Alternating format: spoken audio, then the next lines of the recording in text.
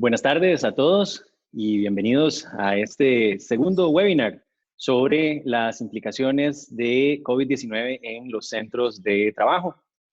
Esta ha sido una semana muy activa en temas a compartir con ustedes durante la tarde de hoy. De igual manera que la semana anterior, la idea es en algún momento poder abrir el espacio para dudas, preguntas que pueden tener ustedes en cada una de sus empresas. Y también tenemos preparada una presentación con un resumen de las alternativas que al día de hoy, 27 de marzo, les podemos ofrecer para tomar en cuenta en las empresas. Agradecemos nos acompañen el día de hoy. Para dar inicio con esta presentación, vamos a, de primer momento, hacer un resumen de lo que hemos tenido durante esta semana. Se nos ha abierto, digamos que, un abanico de posibilidades a las empresas para efectos de valorar, evitar tener que proceder con despidos masivos en nuestras organizaciones. Y creo que es muy importante que todas las empresas estén enteradas de todos y cada uno de los escenarios que la nueva legislación nos permite para efectos de poder postergar al máximo posible la decisión de proceder con despidos. Acá, yo les he estado comentando que en las últimas 3 semanas, luego de la afectación de COVID-19 en nuestro país y a escala internacional, pues en el caso de Costa Rica, en estas 3 semanas, el derecho laboral o la legislación laboral se ha visto forzada a evolucionar a un ritmo que nunca antes, en las últimas 4 o 5 décadas, había tenido que reaccionar. Hoy, lo que hace 3 semanas era abiertamente impensable, completamente ilegal, bajo la realidad que tenemos en el país, se vuelve algo que es posible analizar, que es posible pensar, utilizar. Y como les decía, vamos a analizar algunas normas, algunas iniciativas que han sido rápidamente aprobadas por nuestras autoridades con el fin de poder darle el respiro tan necesitado por parte de los empleadores en el país, con el fin de lograr evitar el tema de despidos masivos. Básicamente, uno de los puntos iniciales con el que se empezó esta jornada, digamos, de flexibilización en materia laboral en reacción a COVID-19, podemos mencionar el tema del teletrabajo, que empezó siendo en nuestro país una medida completamente voluntaria de acuerdo a la ley de teletrabajo, pero que con posterioridad a lo que fue la publicación del decreto de emergencia y todas las recomendaciones de las autoridades de salud en nuestro país, actualmente ya una empresa que desea enviar a sus trabajadores a hacer teletrabajo desde la casa y donde evidentemente esos puestos son teletrabajables, no hablamos de un tema de la voluntariedad de esta forma de trabajo, sino que podríamos hacerlo en algún momento incluso obligatorio, dado que las medidas que serían sustitutivas a esa posibilidad serían muchísimo más lesivas para el trabajador, como eventualmente una suspensión sin goce de salario, según vemos o veremos más adelante. Entonces, muy importante en el tema de teletrabajo, actualmente podemos valorar, implementarlo en nuestras empresas y no se requiere de la formalidad, digamos, que la ley de teletrabajo requería. A partir de esta situación de emergencia, las empresas están en la discrecionalidad de aplicarlo en aquellas posiciones que sean teletrabajables. Una segunda medida que vamos a analizar es la reducción de las jornadas de trabajo, que esta es una, sin duda, de las medidas que les comentaba que hasta hace pocas semanas era impensable aplicarla en nuestro país, porque evidentemente esta reducción de jornadas implica automáticamente la reducción en forma proporcional del salario de los trabajadores, ¿verdad? Y esto, pues, normalmente generaba lo que entendíamos como un ius variandi abusivo, que, por usar el término de alguna manera, se ha puesto en pausa ese ius variandi abusivo durante la vigencia de este decreto de emergencia en nuestro país. Ya vamos a ahondar un poco más en esta figura. Vamos a analizar también la parte de la suspensión de contratos de trabajo, que como les mencionábamos en el webinar de hace una semana, pues esta figura era muy poco utilizada en nuestro país, estaba regulada en el código desde 1943, pero su aplicación, digamos que estuvo reservada para ocasiones contadas, con los dedos de una mano y digamos que tomó relevancia al representar una forma viable de evitar despidos masivos en las empresas y también ya vamos a dedicarle un poco de tiempo a esta medida. Y por último, una medida, digamos que novedosa en nuestra legislación que no existía en nuestro país y que tampoco de lo que hemos logrado revisar tiene algo semejante en los países de Centroamérica, Panamá y República Dominicana, que es lo que se denomina como la permuta de tiempo laborado, que es una especie, digamos, de intercambio cuando una empresa puede enviar a los trabajadores a la casa, no a teletrabajar, sino simplemente a estar en su casa, en la parte, digamos, de aislamiento social, y yo te voy a pagar el salario durante ese tiempo, pero posteriormente puedo recuperar esas horas que no fueron laboradas, pero que sí fueron remuneradas, una vez que esta situación de emergencia sea superada. Y evidentemente, bueno, hablaremos de algunos datos sobre despidos con responsabilidad patronal que pues muy lamentablemente están operando a gran escala en algunos sectores de nuestro país, como principalmente la parte de restaurantes y hoteles, como vamos a analizar un poco más adelante. Pasando a el tema de teletrabajo y adelanto de vacaciones, pues como les comentaba hace unos minutos, esta figura pues ya se está utilizando ampliamente tanto en el sector privado como en el sector público. Todavía tenemos algunas preguntas y dudas de empresas con temor a que esto se pueda volver una situación de derecho adquirido o que tengamos que, por ejemplo, entrar a algún pago adicional a los trabajadores que se encuentran haciendo este teletrabajo. Mencionarles que salvo aquellos casos donde hacemos el teletrabajo obligatorio y donde el trabajador tiene que incurrir en algún gasto adicional por esta medida de teletrabajo, como por ejemplo un colaborador que no tenía contratado un paquete de Internet, un plan de Internet en su casa, pues en esos casos eventualmente podríamos entrar a una negociación con ellos, pero fuera de eso, digamos que son trabajadores que dichosamente, gracias a la practicidad de la tecnología, pueden mantenerse operando, pueden mantenerse trabajando normalmente desde sus casas, recibiendo salario sin ningún tipo de afectación y dichosamente estas empresas pues de momento no se estarían viendo afectadas, pues al menos en el cortísimo plazo, eh, teniendo que eventualmente tomar alguna medida contra estos trabajadores. En el caso de adelanto de vacaciones, es otra de esas medidas donde, bueno, básicamente la ley normalmente te diría no puedes adelantar vacaciones de periodos futuros. Actualmente eso es 1000 veces mucho más deseable a tener que estar en mi casa con un contrato suspendido donde no estoy recibiendo salarios. Sin embargo, acá un punto muy importante y hacemos mucho hincapié en esta situación es que si vamos a proceder con el adelanto de vacaciones, que procuremos entrar en una negociación con los trabajadores o al menos que exista un documento firmado por ellos donde claramente entienden que de no tomar esta medida de adelanto de vacaciones, la empresa tendría que entrar a valorar situaciones donde el escenario económico de los trabajadores sería muchísimo más lesivo porque implicaría desde el recorte de su salario hasta eventualmente la suspensión del pago de salarios o los despidos. Entonces, con gusto podemos ayudarles a redactar estos acuerdos porque evidentemente el día de hoy, como suele ocurrir en materia laboral, los trabajadores van a firmarnos lo que nosotros les pongamos para firmar, pero una vez que esta situación sea superada, es muy posible que lluevan los reclamos, lluevan las solicitudes de conciliación ante el Ministerio de Trabajo y es importante, como siempre, que podamos contar con alguna documentación para efectos de proteger los intereses de la organización. Esto con respecto a teletrabajo y adelanto de vacaciones. Ya casi vamos a entrar con el tema de preguntas, que ya tenemos algunas por acá en lista de espera. Sobre la reducción de las jornadas de trabajo, bueno, este es un tema que recién se publicó la ley el día lunes de esta semana y en menos de una semana, pues ya podemos ver datos oficiales con corte al día de ayer del Ministerio de Trabajo, donde se muestra que más de 8.200 trabajadores han sido afectados por esta medida de la suspensión de contratos y por su parte hay alrededor de 2.200 trabajadores que han visto reducidas sus jornadas de trabajo.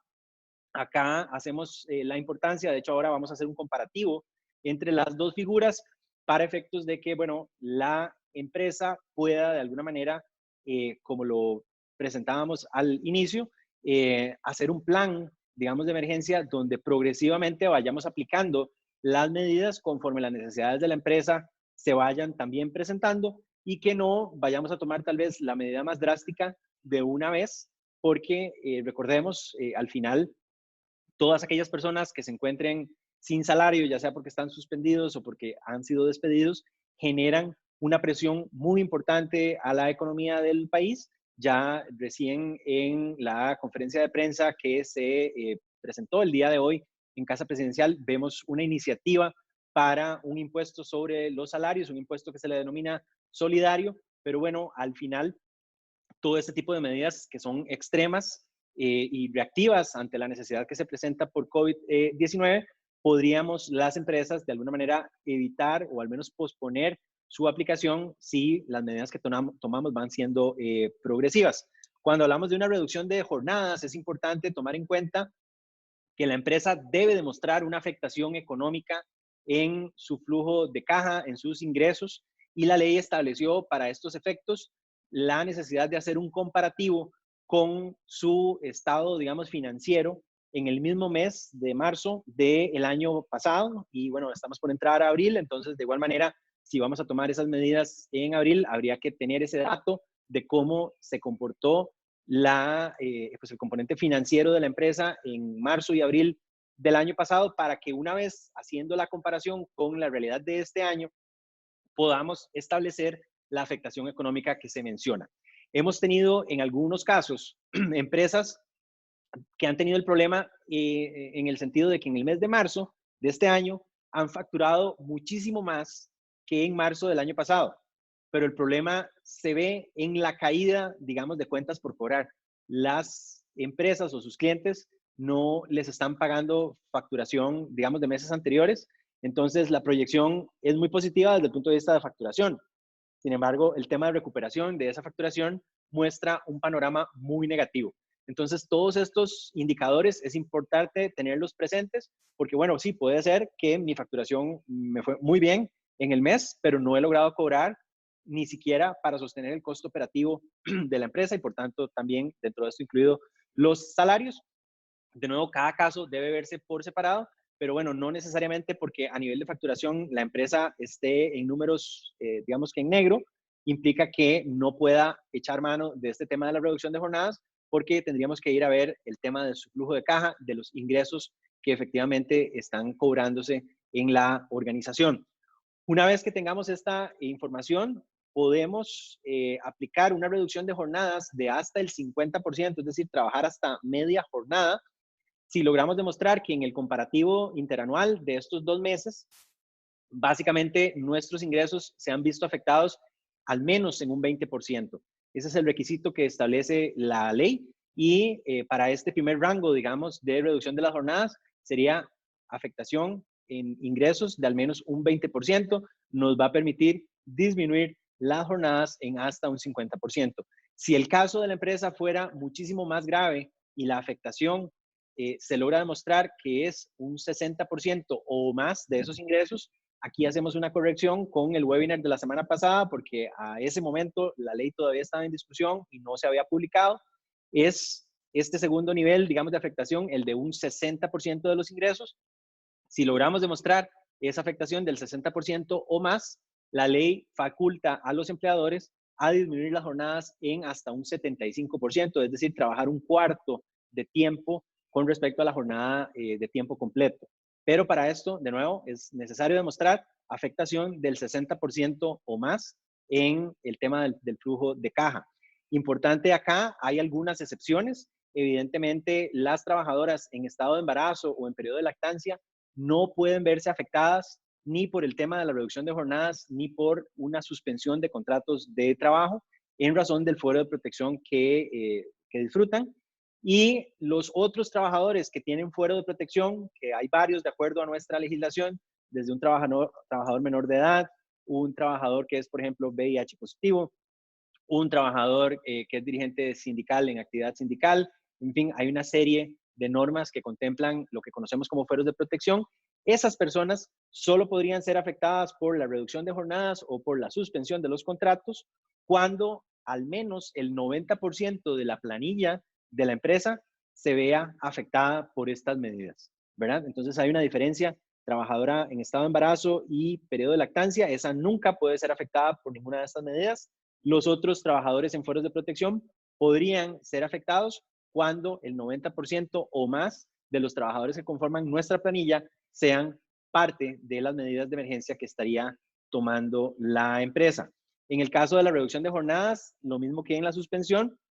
se debe inicialmente comunicar a los trabajadores la medida para que posteriormente, en el plazo de los 3 días, se presente la solicitud al Ministerio de Trabajo y esa solicitud va en el sentido de que autorice la reducción una vez que estemos demostrando la afectación económica que hemos venido comentando. Acá un punto que es importante comentarles, compartirles, porque el nivel, digamos, de casos que estamos manejando, tanto en suspensiones como en disminuciones de jornada, es muy elevado y nos hemos encontrado situaciones donde vamos a presentar el documento al Ministerio de Trabajo y nos encontramos un rótulo en la oficina que dice está cerrado el ministerio hasta nuevo aviso. Por ejemplo, esto nos pasó en Limón. Y el ministerio en esos casos está habilitando un correo electrónico para la tramitación vía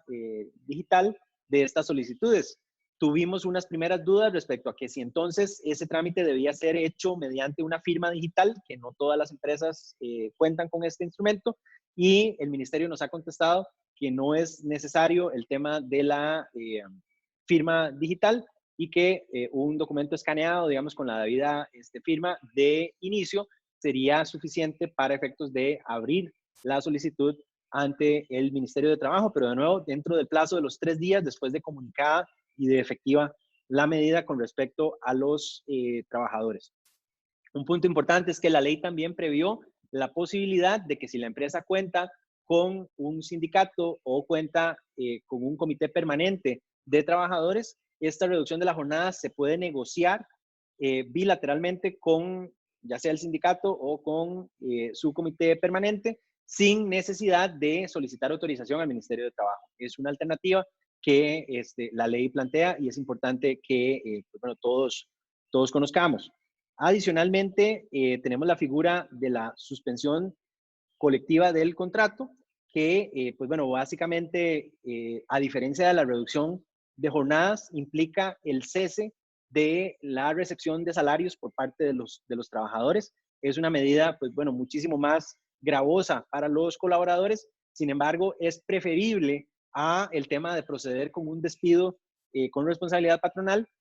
dado que el trabajador, al encontrarse su contrato en una pausa, pues al menos tiene la posibilidad de contar con la expectativa de un empleo una vez que se logre superar esta situación de emergencia en el país. Y pues bueno, el panorama, digamos, económico no es tan positivo para efectos de asegurarle a una persona que en este momento pierda su empleo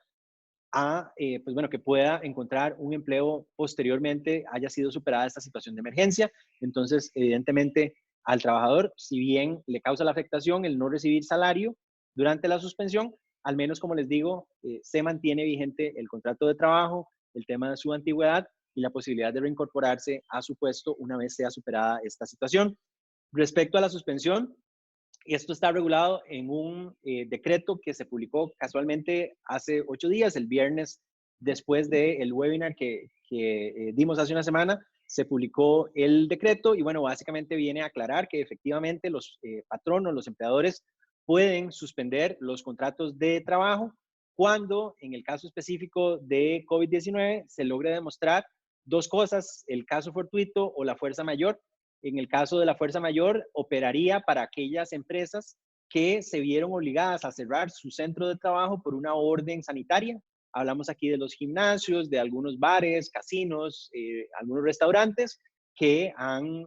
poco a poco recibido esta orden de cierre y ante ese cierre, pues automáticamente los trabajadores quedarían suspendidos ante la imposibilidad de prestar sus servicios y para efectos de que la empresa pueda interrumpir el pago de salarios, debe ir a comprobar al Ministerio de Trabajo la existencia, la afectación de esta orden sanitaria en el plazo de los 3 días luego de comunicada a la empresa esta medida.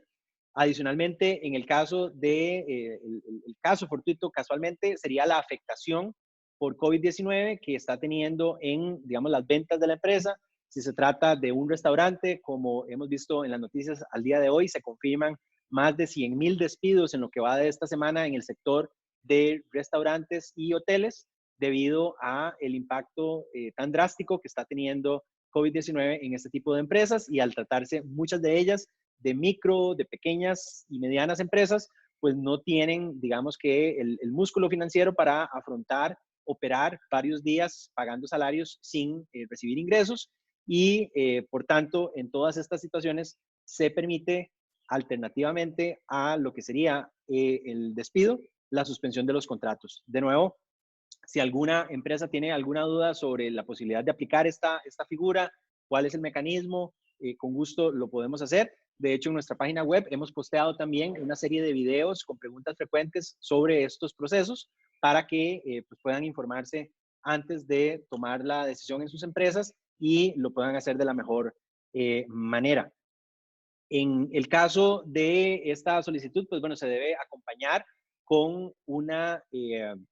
declaración de lo que sería un contador público autorizado. Es importante, ya el Colegio de Contadores publicó un protocolo, digamos, para efectos de cómo se deben emitir este tipo de certificaciones, y es importante pues que nos aseguremos de que el documento que estamos aportando cuenta con estas condiciones, y el patrono debe presentar al ministerio también una declaración jurada por parte de su representante legal, en el sentido de que pues bueno, se manifiesta la afectación que la empresa está teniendo, en qué proporciones y de dónde nace la necesidad de aplicar la suspensión como medida excepcional por el plazo permitido en la ley, que de inicio sería el plazo que solicita la empresa dentro de esta solicitud, a diferencia de la solicitud de disminución de la jornada, que tiene una validez de 3 meses, prorrogable por hasta 2 plazos de 3 meses adicionales. Esto es algo que se ha venido aclarando a lo largo de esta semana. Acá está el comparativo que les mencionaba sobre las dos figuras, en el caso de la reducción de la jornada versus la suspensión del contrato. Tenemos acá, bueno, algunas preguntas. Voy a abrir el espacio para las consultas, dado que tenemos bastantes. ¿Qué pasa si el adelanto de vacaciones de un periodo completo, pero el trabajador después de disfrutarlos renuncia? ¿Puedo cobrarlos yo o ya las perdí? Bueno,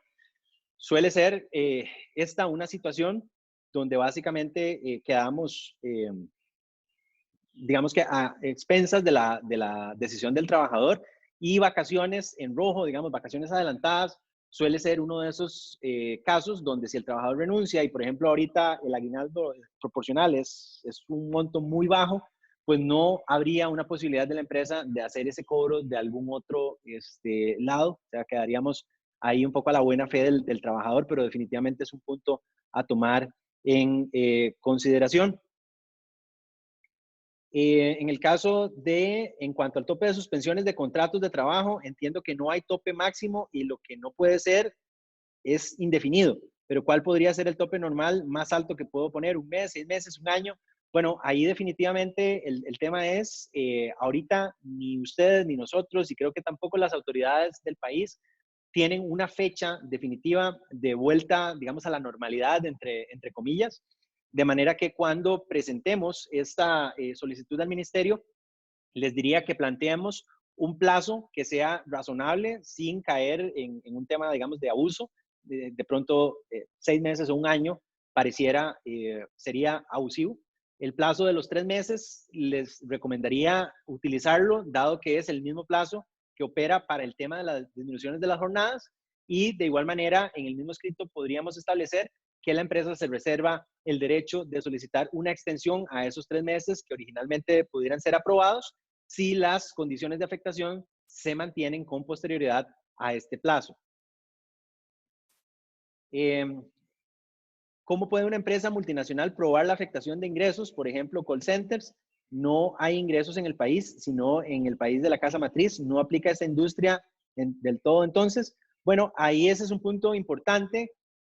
Usualmente los call centers y algunos shared service centers tienen esa particularidad de que solo generan gastos,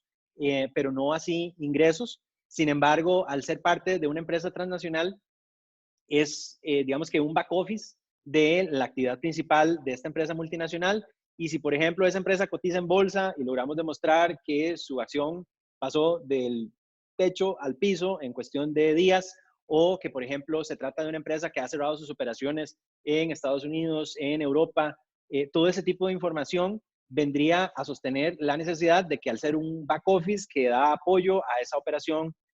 principal, y al estar esa operación principal interrumpida, pues básicamente no se genera la necesidad ni tampoco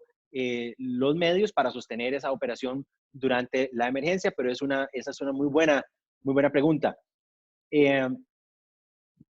en el tema de la restricción vehicular nocturna, que será a partir de las 8 de la noche a las 5 de la mañana, a partir de mañana, ¿cómo se justifica por horarios laborales la circulación de servicios públicos, bus, taxis, se ve afectado? Bueno, en el caso particular de esta ampliación de la restricción, estábamos por iniciar el webinar, no pudimos terminar de dar la cobertura, al menos yo personalmente, a lo que fue la conferencia de prensa, pero si el rango de horas se amplía, pues básicamente habría que revisar si las mismas excepciones que fueron aprobadas para la primera versión de esta restricción se mantienen para esta ampliación. Y por tanto, si yo soy un trabajador de distribución de una empresa, por ejemplo, de alimentos, donde más bien el interés es que esos alimentos continúen siendo distribuidos de la mejor manera posible durante este estado de emergencia, pues esa sería una justificación válida. En esos casos les recomendaría que estos trabajadores que utilizan vehículos normalmente de la flotilla de la empresa o sus vehículos particulares en este caso en uso laboral, pues que porten una carta de la empresa, ojalá con membrete, donde se hace constar que ese trabajador forma parte del área tal de tal empresa y que esa área se requiere que continúe operando para el fin de cumplir con los fines de la organización, que en este caso del ejemplo es la distribución de alimentos. Ese documento, como les digo, es importante que lo puedan portar para efectos de evitar posibles problemas con las autoridades que puedan irse presentando. La suspensión de contrato puede ser solo a una población de la empresa, por ejemplo, solo a una de las plantas y no a todas. Sí, correcto. Ahí, dado que la suspensión es una medida excepcional y yo solo me veo en la obligación de afectar a un grupo de trabajadores y no a todos, por supuesto que estoy en la posibilidad de tomar esa medida conforme lo vaya requiriendo. Ahí es donde más bien les recomendamos que si la empresa puede continuar operaciones en algunas áreas de la organización y solo requiere suspender algunas, pues empecemos la suspensión por las áreas donde estamos teniendo la necesidad y progresivamente vamos haciendo el ajuste para efectos de no agravar la situación, digamos, económica macro del país, dado que pues estamos enviando gente a la casa sin ingresos y eso evidentemente pues genera una incertidumbre, dado que no tenemos una fecha clara de cuándo esta situación iría a superarse. La suspensión del contrato puede ser solo a una población, es la pregunta que estábamos viendo. La suspensión es prorrogable. ¿Qué pasa si el patrono no puede volver a contratar a los trabajadores luego de la suspensión? Sí, correcto. Podemos reservarnos el derecho de solicitar una prórroga a ese plazo. Les recomendaba solicitar el plazo de los 3 meses y eventualmente, posteriormente, poder prorrogarlos. El Código de Trabajo permite que durante esa suspensión podamos despedir a los trabajadores con responsabilidad patronal si esa fuera la necesidad. Entonces, si al mes y medio de ese plazo de 3 meses de suspensión caemos en la cuenta de que no va a ser posible mantener la relación laboral vigente con estos trabajadores, evidentemente la empresa podrá tomar la decisión de despedirlos, pero es un despido con responsabilidad patronal, de manera que deberíamos hacer frente a el tema del pago de las liquidaciones de estos trabajadores. Un punto que es importante es, bueno, si esta decisión del despido con responsabilidad patronal genera la presión de que la empresa no cuenta con el flujo de caja para pagar esas liquidaciones, les recomendamos de nuevo firmar acuerdos con los trabajadores indicando fechas de pago de esas liquidaciones, cómo se va a ir cumpliendo ese plan de pagos con los colaboradores, dado que evidentemente en la condición actual, pues es poco razonable exigir, dependiendo del tamaño de la empresa, el pago inmediato de la liquidación cuando se trata de un grupo de 200, 500, 1000 trabajadores. Entonces, al menos comprometerse la empresa a un plan de pagos que le represente al trabajador la certeza de que va a tener esos ingresos en un determinado plazo, va a ser preferible a despedirlos y no hacer ningún pago y dejar a esta población pues ahí en un escenario de incerteza muy grave. Entonces, de nuevo, cualquier pregunta que puedan tener ahí al respecto, con mucho gusto. Repetir cuando digo que la reducción de trabajo se aplica cuando la planilla posee el 90%. Ok, esta restricción que les comenté es cuando tenemos trabajadores con fuero de protección. Ya habíamos dicho que trabajadoras en estado de embarazo y trabajadoras en periodo de lactancia, esas nunca vamos a poder suspenderlas sin goce de salario, ni nunca vamos a poder reducirles su jornada y por tanto el salario, porque la ley lo prohíbe. Pero hay otros tipos de fueros de protección, mencionamos algunos casos: trabajador VIH positivo, trabajador menor de edad, trabajador representante sindical en representación sindical, por mencionar algunos, trabajadores, por ejemplo, incapacitados. A ellos se les podrá afectar su salario o se les podrá suspender su contrato únicamente en los casos donde el 90% de la población de la empresa fue afectada con estas medidas. Esto es para efectos de evitar medidas que pudieran ser discriminatorias contra estas personas de fuero de protección, y más bien las dejamos de últimas a ser afectadas cuando la empresa tenga que tomar estas medidas de suspensión y de disminución del contrato de trabajo.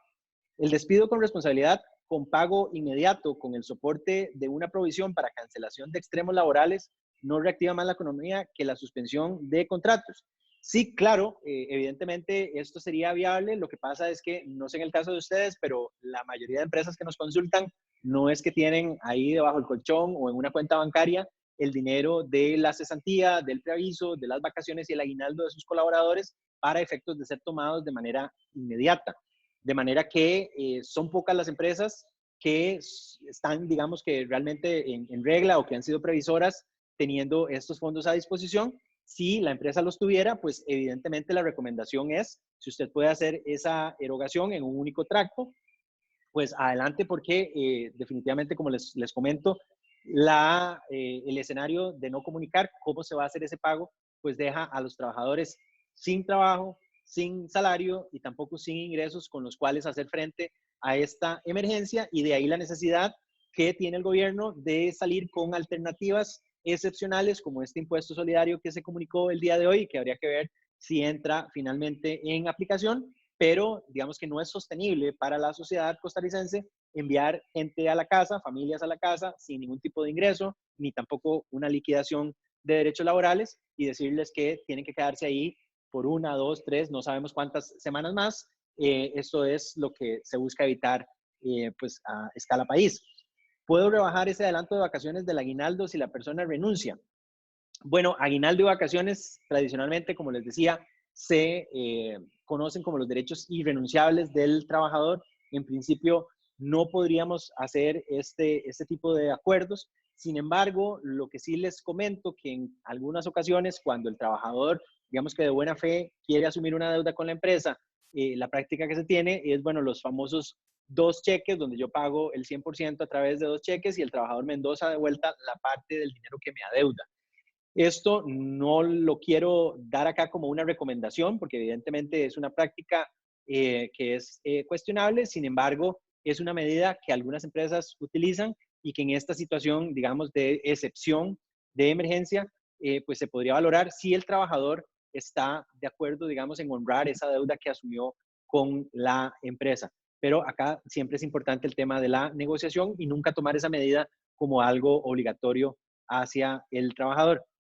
Si el trabajador está suspendido y encuentra un trabajo estable de ese periodo, ¿debe renunciar? ¿Cabe la figura de renuncia con responsabilidad patronal? Esta es una muy buena pregunta, porque el código no permite esa situación. Básicamente, el código regula que al estar el contrato en pausa, el contenido ético del contrato se mantiene plenamente vigente, de manera que yo no podría trabajar para otra empresa durante un plazo de suspensión. Suele ser un tema poco razonable si lo pensamos bajo nuestra realidad actual. Sin embargo, como les comentaba, esta es una figura casi que pues un dinosaurio jurídico en nuestro código y no se planteó esa situación. Podríamos eventualmente acordar con los trabajadores que en caso que durante la suspensión un trabajador encuentre un nuevo empleo,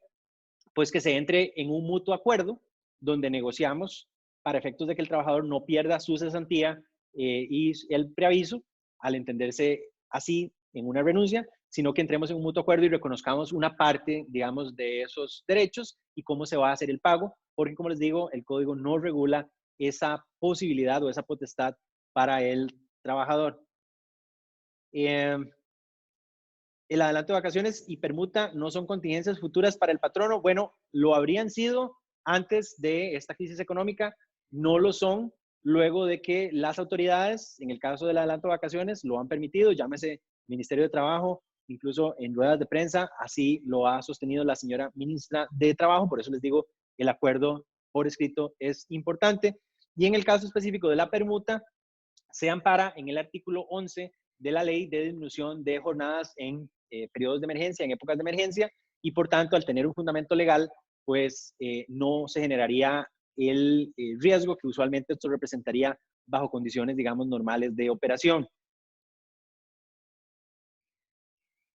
Cuando hay suspensión colectiva del contrato de trabajo, ¿qué pasa con el pago de cargas sociales? ¿El patrono no debe pagarlas? Bueno, en realidad este es un punto que la Caja del Seguro Social no ha aclarado hasta el momento, entonces les voy a responder con la información que hasta ahora tenemos y esta información podría ser sujeto de cambio en los próximos días.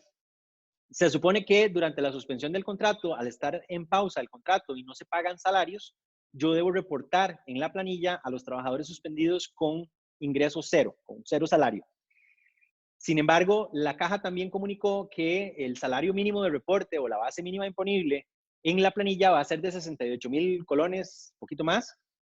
La duda que tenemos es si frente al volumen tan alto de suspensiones que se están tramitando, la caja va a tener la interpretación de que cuando yo reporto a una persona suspendida con salario cero, automáticamente digamos, me ajustan el salario al de 68,000 colones y me cobran cargas sociales sobre ese monto. De ahí les aclaro, al día de hoy, salario cero, no pago cargas sociales, ese es el criterio que tenemos. Pero criterio que podríamos ver, y no me extrañaría verlo en los próximos días, es salario cero, caja justa a 68,000 colones porque la caja está teniendo un pico de requerimiento de sus servicios y necesita tener con qué cumplir sus obligaciones y nos hace el ajuste a 68,000 colones. Me interesa que tengamos claro esos dos panoramas. Al día de hoy, entonces, salario cero, no paga cargas sociales y está por ver un poco en los próximos días si la caja hace alguna especie de interpretación distinta a este tema. En caso de una empresa con múltiples actividades, ¿cómo se hace la demostración del 20% si hay trabajadores específicos afectados? Por ejemplo, una empresa que parte de su giro de negocio es turismo y el resto no se ve afectado. Bueno, ahí va a ser muy importante el análisis de la empresa como tal, porque si es una holding que tiene varias empresas, digamos, debajo de esa sombrilla, podría ser que una de las empresas, y no todas, sea la que se está viendo afectada. Y por tanto, deberíamos pues enfocarnos en demostrar la afectación en esa área de operación. Sin embargo, si la operación es una sola planilla en una sola empresa, pues ahí tendríamos que hacer un estudio que a veces es un poquito más complejo, donde de lo que se trata es de demostrar la afectación específica en el área en particular. El webinar de la semana pasada les mencionaba el caso de un centro de distribución de una cadena de tiendas donde no había nada que hacer en el centro de distribución, pero las tiendas todavía tenían algún volumen de venta. Entonces se suspendió parcialmente los contratos, solo afectando a los trabajadores del centro de distribución y eso es completamente posible. Las empresas del sector agrícola se consideran esenciales. Bueno, esta es una buena pregunta. Básicamente el tema alimentario es lo que se busca evitar afectar y por tanto todas estas restricciones vehiculares y demás no podrían afectar esta área, como tampoco se está afectando en principio a lo que son las ferias del agricultor, supermercados, ¿verdad? Todo este tema en particular. Acá lo que habría que verificar es si la empresa todavía puede continuar operando de acuerdo a la realidad que tiene y no tanto el tema de si la empresa es esencial o no. A ver. Una empresa puede solicitar la reducción de jornada del 50% y luego si las ventas bajan, se puede solicitar el 75%. Sí, claro. Sí, cuando yo solicité la reducción al 50% era porque tenía una afectación del 20 o del 30% y semanas después esa afectación escaló y superó el 60%, pues claro que podríamos hacer el reajuste a las nuevas condiciones que está afrontando la empresa. Voy a hacer una pausa acá con las preguntas, ya casi regresamos para poder terminar, digamos, la presentación que teníamos para compartir con ustedes. En el caso de la permuta del tiempo laborado, pues bueno, como les comentaba, es una figura nueva en nuestro país. De alguna manera se buscó diferenciarla de la práctica de compensación de tiempo con tiempo que en algunas empresas se hace, porque esa figura, digamos que hasta cierto punto, por usar la frase, ha sido mal vista por algunas autoridades, dado que la compensación de tiempo con tiempo representa el que si yo hoy me quedo trabajando horas extra, después las compenso con tiempo, pero ese tiempo que usualmente me dan a cambio son horas ordinarias, no horas, digamos, extraordinarias. Entonces, en el caso de la permuta, acá yo no estoy trabajando horas extra. Acá yo estoy en mi casa y me están pagando mi salario por estar en mi casa, no trabajando, sino simplemente estando en aislamiento social. Entonces, la figura lo que busca es que en el plazo de un año la empresa pueda cambiar o canjear esas horas que fueron pagadas pero no trabajadas con tiempo trabajado posteriormente una vez sea superada la emergencia nacional.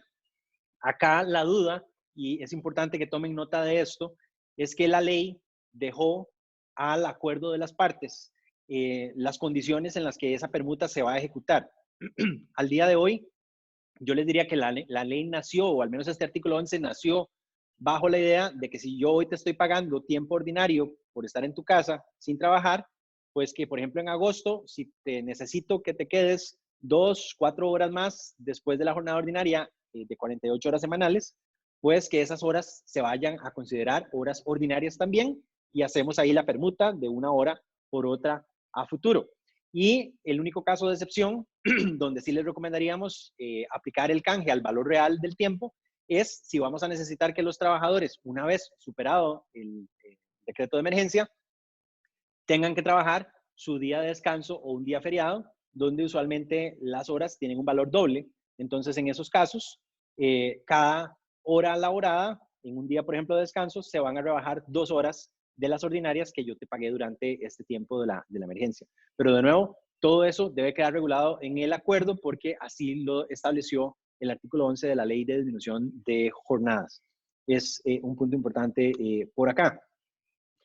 Respecto a los despidos con responsabilidad patronal, pues bueno, como hemos dicho, básicamente la idea es buscar sostener, buscar evitar al máximo posible los despidos en las organizaciones y en los casos de suspensiones, si aún estando los contratos suspendidos, la empresa tiene que despedir a sus trabajadores, puede hacerlo. Ese despido es con responsabilidad patronal y a partir de ahí, evidentemente, se genera la obligación del pago de las liquidaciones de estos trabajadores y les hacíamos el hincapié de que podría negociarse un plan de pagos si esos despidos son masivos y la organización, digamos que no cuenta con los recursos para poder cumplir con el pago inmediato de todas esas liquidaciones.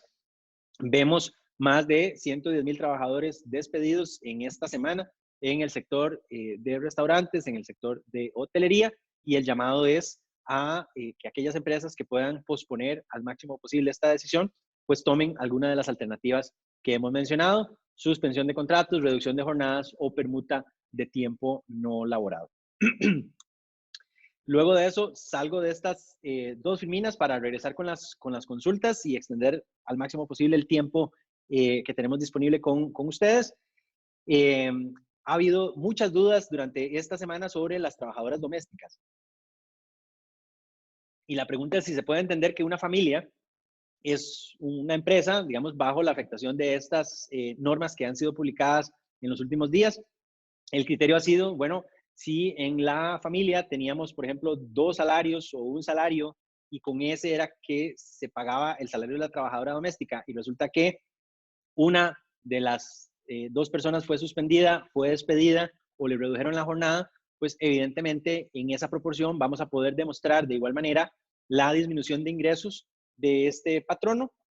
y a partir de ahí solicitar la suspensión o la reducción de las jornadas con las trabajadoras domésticas. Definitivamente la práctica que no aplica ni con trabajadoras domésticas ni en una empresa, digamos, formalmente establecida, es la práctica que nos ha llegado a nuestro conocimiento de empresas que negocian disminuir el salario, pero mantener la jornada. sin ningún cambio, ¿verdad? Evidentemente, eso es una práctica completamente ilegal. Esa práctica sí genera contingencia porque todos esos rebajos que yo estoy dejando de pagar, pero le estoy manteniendo la jornada al 100% a los trabajadores, esos trabajadores me los van a poder cobrar posteriormente, más los intereses que eso eventualmente genere. Además de, no obvio, hacer la advertencia del riesgo, digamos, reputacional que esto causa, porque evidentemente puede ser entendido como el interés de la empresa de aprovecharse, digamos, de una necesidad de los trabajadores para negociar un rebajo del salario sin modificar proporcionalmente la jornada de trabajo. También tenemos por acá que, bueno, el tema de esta afectación ha llegado incluso al área deportiva en nuestro país, clubes de fútbol, así como otras ligas de otros tipos de deportes profesionales, se han visto en la necesidad también de suspender o disminuir las jornadas de pues, sus trabajadores, porque ciertamente al final todos estos contratos deportivos son vistos por nuestra legislación como un contrato de trabajo, de manera que ellos también se están viendo afectados. Acá algunas notas en las que colaboramos al respecto durante esta semana. Y pues básicamente, bueno, con esto yo termino el contenido que teníamos para compartir y regresamos, no se nos vayan, con las preguntas que tenemos todavía por contestar. En la reducción de jornadas se acumulan vacaciones y antigüedad regularmente por mes. Por ejemplo, si tenemos 1.5 días por mes, sería la misma acumulación de 15 días al año. Bueno, en estos temas en particular, si lo que se hizo fue una reducción de la jornada, la ley, ni el Código de Trabajo, ni la ley de reducción de jornadas afecta el cómputo, digamos, de vacaciones. Entonces, de igual manera, tendríamos derecho a dos semanas de vacaciones por cada 50 semanas de tiempo laborado. Lo que sí se va a ver afectada es la remuneración que el trabajador va a disfrutar durante esas 2 semanas de vacaciones, porque al final, recuerden que esa remuneración se calcula sobre el promedio de los salarios recibidos en las últimas 50 semanas. Si dentro de esas 50 semanas hubo un mes, 2 meses, 3 meses donde trabajamos, por ejemplo, medio tiempo, pues evidentemente el promedio de las 50 se está viendo afectado y ahí es donde se haría el ajuste de manera automática en las vacaciones. No es que acumulo menos vacaciones, es que la remuneración que yo voy a recibir durante esas vacaciones, durante esas 2 semanas de vacaciones, se va a ver digamos que proporcionalmente disminuida de acuerdo al tiempo en el que también disminuimos la jornada.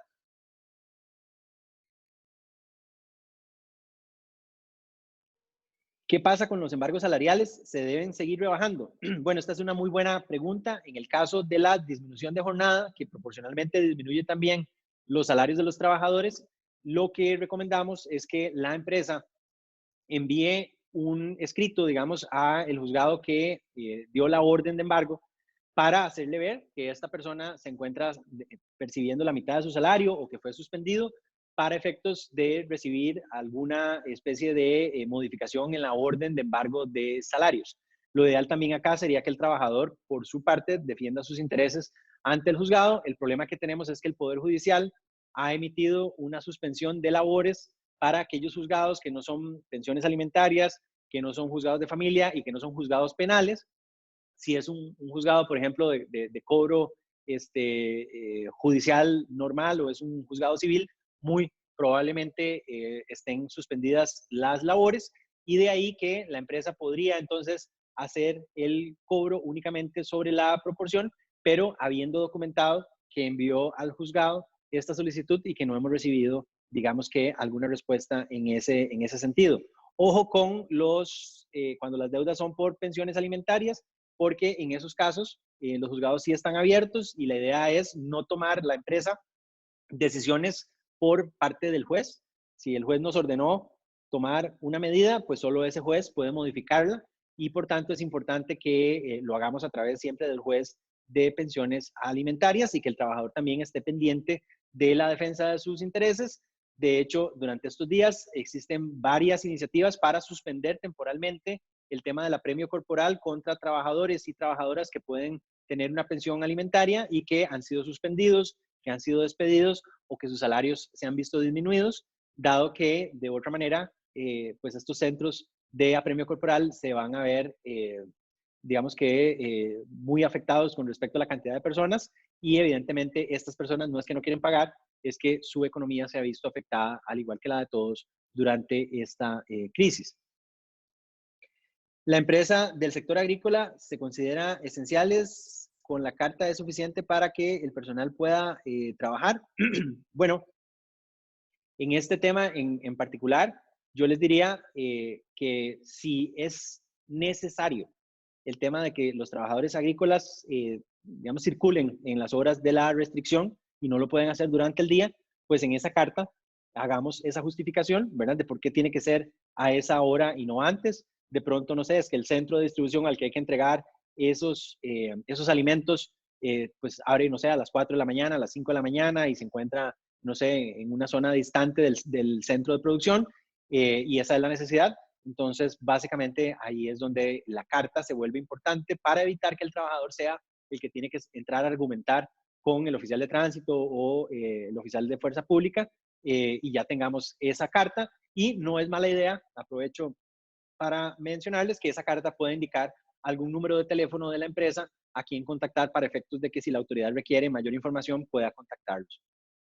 ¿Cómo se calcula la liquidación? Bueno, sí, básicamente me imagino que la pregunta va, ¿cómo se calcula la liquidación después de una suspensión o después de algunas semanas o meses de disminución de la jornada? La ley establece en esos casos que, por ejemplo, el cálculo de la cesantía, el cálculo del preaviso, debe hacerse sobre los meses donde el ingreso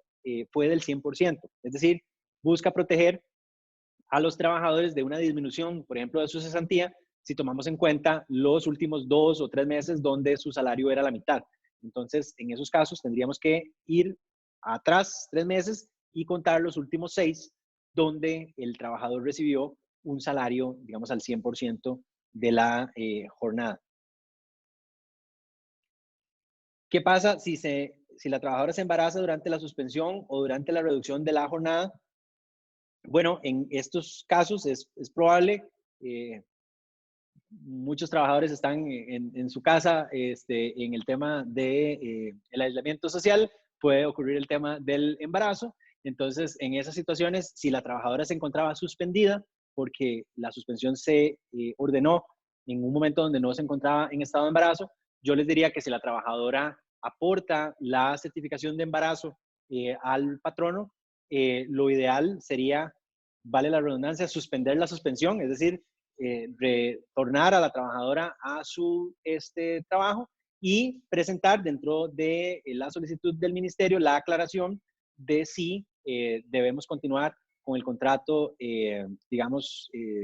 vigente o si podemos aplicar la suspensión, y adelantamos el criterio del ministerio sin entrar en mucho detalle. Probablemente les va a decir si vuélvala a reintegrar a sus labores. ¿Cómo comunicar correctamente a los colaboradores que serán suspendidos? Comunicado escrito formal para todos o una carta individual. Ese es un tema muy importante. Les recomendamos una carta individual, ¿verdad? En esa carta se debe pues hacer el análisis de las condiciones por las que la empresa se ve forzada a actuar de esta manera, y digamos que es el equivalente a una carta, digamos, de despido, equivalente en el sentido a que es un acto, digamos, individual, donde yo estoy afectando al trabajador, y por decoro, por respeto, les diría que la comunicación debe ser en forma individual. Asimismo, podría ser que la suspensión va a afectar a algunas personas de mayor forma que a otras, o como veíamos hace un rato, puede que afecte solo a un grupo de trabajadores y no a todos. Entonces, en consideración a estas circunstancias, les recomendamos que la comunicación sea uno a uno, ¿verdad? En un documento individual por cada uno de los trabajadores. ¿Cómo funciona la reducción de la base mínima contributiva que acordó la caja? Ok, básicamente no es, por favor no lo entendamos de esa manera, no es que a partir de esta semana podemos reportarle solo 68,000 colones a los trabajadores. Eso no es lo que la caja comunicó. Lo que la caja comunicó es que en razón de la disminución de cantidad de tiempo que los trabajadores están laborando, si un trabajador labora poquitas horas a la semana y el salario, por ejemplo, de ese periodo de pago, de ese mes, es de 40,000 colones, por mencionarles un caso, no sé, digamos una empleada doméstica, el salario del mes fue de 40,000 colones, La caja nos va a ajustar ese salario de 40.000 colones a 68.000 colones para efectos del cobro de las cargas sociales, no a los 220.000 colones que estaba el salario mínimo de reporte antes de la emergencia que estábamos viviendo. Eso para efectos de darle un respiro a los patronos y, por supuesto, no desincentivar el reporte de los salarios hacia las empresas y patronos en general. Pero si el salario del mes de ese trabajador superó los 68.000 colones, por supuesto, debemos reportar el salario realmente percibido y la caja cobrará las cargas sociales sobre ese monto en particular. Entonces, no nos juguemos un chance, digamos, o un riesgo, entendiendo que vamos a reportar a todo mundo con salarios de 68.000 colones. Eso no es lo que se reportó. Es lo que les expliqué respecto al ajuste que hace la caja y que teníamos la duda que les mencionaba hace un rato de si nos van a aplicar ese mismo argumento para la gente que, estando suspendida, se le reporta salario cero y que la caja pueda decir, bueno, está bien, usted reporta cero, pero yo le hago el ajuste a los 68.000 y le cobro las cargas sobre ese monto. Esa no es la posición actual de la caja, aclaro, pero tampoco está fuera de una posibilidad en los próximos días o semanas. Si al finalizar la suspensión la empresa decide no continuar la operación, ¿los salarios caídos durante la suspensión se deben pagar o solo aumenta la cesantía? Es muy buena la pregunta. No, no se deben pagar los salarios después de la suspensión si yo decido despedirlos. Ellos lo que hicieron fue acumular antigüedad para efectos de cesantía, pero no acumularon salarios. Por ejemplo, para el aguinaldo, digamos, el aguinaldo se suspendió su cómputo en el último salario percibido, lo mismo que las vacaciones, y lo que sería el preaviso y la cesantía se calculan con los últimos 6 salarios efectivamente percibidos antes de la suspensión, pero evidentemente el tiempo de la suspensión sí toma en cuenta como antigüedad. Es decir, si en, por ejemplo, febrero yo tenía 7 años de antigüedad de la empresa y yo he estado suspendido, digamos que todo el mes de marzo y abril, pues mi antigüedad durante la suspensión sigue contando, es decir, yo tengo 7 años y 2 meses y sobre eso tengo que calcular la cesantía y el preaviso, pero los salarios que voy a tomar en cuenta son los salarios anteriores a este febrero, son salarios de meses completos y no se vale decir que dentro de esos 6 salarios hay 4 donde sí percibió salario y 2 con salario cero y estaría entonces trayéndome el promedio de salario de esos trabajadores al suelo. De hecho, si hay preguntas con esto, también podemos ayudarles en el correo electrónico covid19@bdsasesores.com que publicamos y también en nuestra página web tenemos una sección COVID-19 donde los compañeros de producción audiovisual están haciendo una muy buena labor produciendo videos cortos, videos informativos sobre las distintas medidas que un patrono puede tomar durante esta crisis, de manera que los invito a mantenerse informados, ya sea en nuestra página o en nuestras redes sociales al respecto. Y pues bueno, todavía me quedan 30 preguntas por contestar y 1 minuto y medio al aire, de manera que vamos a contestar las que podamos. El adelanto de vacaciones requiere aún la aceptación del empleado. Bajo los lineamientos actuales, ya los patronos podemos hacerlas a la fuerza. Bueno, les comentaba que el ministerio ha planteado que sí es posible adelantar las vacaciones, pero que debe haber un acuerdo con el trabajador. Y en estos días les diría que ese acuerdo no es tan difícil, digamos, de alcanzar, dado que el documento debe expresar que la empresa se ha visto obligada a esa situación, dado que, caso contrario, tendríamos que disminuir jornadas, por tanto salarios, o suspender contratos y pues pausar los ingresos de los trabajadores. Entonces, se puede utilizar como justificativo para la suspensión de contratos, en un caso de outsourcing de limpieza, la notificación de suspensión de actividades por parte de nuestros clientes. Claro, acá un punto que sí les hago mención, principalmente a empresas de outsourcing, es que la mayoría de contratos actuales no hacen una salvedad del caso fortuito, ¿verdad? Que si ese contrato tuviese, ese contrato comercial, una cláusula de caso fortuito y ahí aclaráramos lo que ocurre, pues nos ayudaría en mucho en esta situación. Sin embargo, al no tener esa cláusula, por supuesto, esa notificación del cierre del centro de trabajo de la empresa que es cliente de la empresa de outsourcing, pues podría justificar que nosotros suspendamos o disminuyamos los salarios de nuestros trabajadores porque no tenemos, digamos, un lugar a donde enviarlos a trabajar. Acá, pues debemos hacer el corte ya del tiempo. De nuevo, agradecerles mucho el interés por estos webinars. De nuevo, mantenemos vigente la cita para el próximo viernes también a las 2 de la tarde con el fin de informarles sobre el acontecer de esta última semana. ponernos a su disposición, por supuesto, de cualquier necesidad, duda, consulta que puedan tener respecto a sus empresas y, por favor, la solicitud de que antes de considerar el tema de despidos, veamos cuáles de las 3 alternativas que hemos visto y cuáles otras que podamos idear podemos hacer viables. En conjunto es algo que podemos lograr. De nuevo, muchas gracias por su atención y estamos en contacto. Buenas tardes.